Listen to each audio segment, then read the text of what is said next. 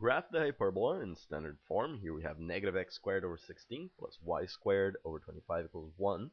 And that will be a hyperbola again with a center at the origin, because we just have the x squared and the y squared.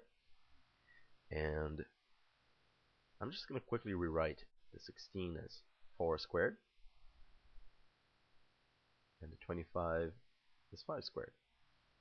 And those numbers will tell us the length, or the lengths of the transverse and the conjugate axis. So the 4, let's take the 4. The 4 squared is underneath the x squared, and that will tell us that we're going to move 4 units to the right, because we want to move horizontally since it's underneath the x, and 4 units to the left of the center. And the 5 will tell us to move up by 5 units from the center and down by 5 units. Why up and down? Because it's underneath the y, so we're going to move vertically. Great. Now we can draw a rectangle that will hit those points.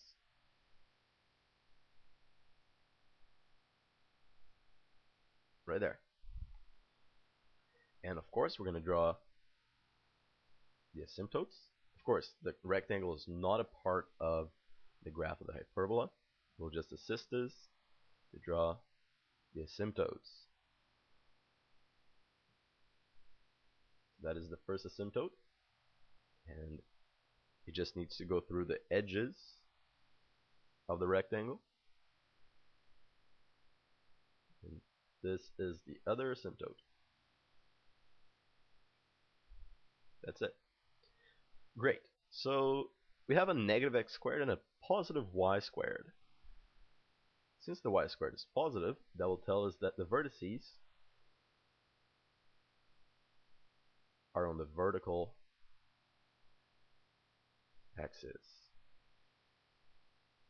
If we had a positive x squared,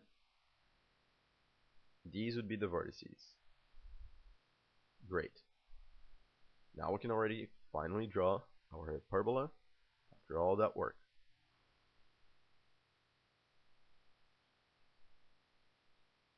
So note how it gets very close to the asymptote but never actually touches the asymptote.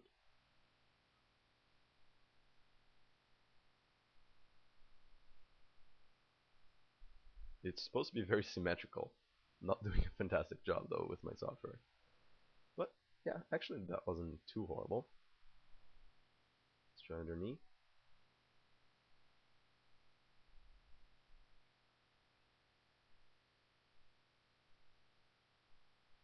Yeah, of course, it's supposed to be perfectly symmetrical.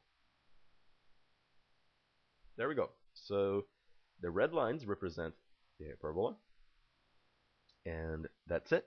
Again, I'll suggest that you try more graphing questions to become very comfortable with hyperbolas, and many questions can be found right here on our website. Good luck!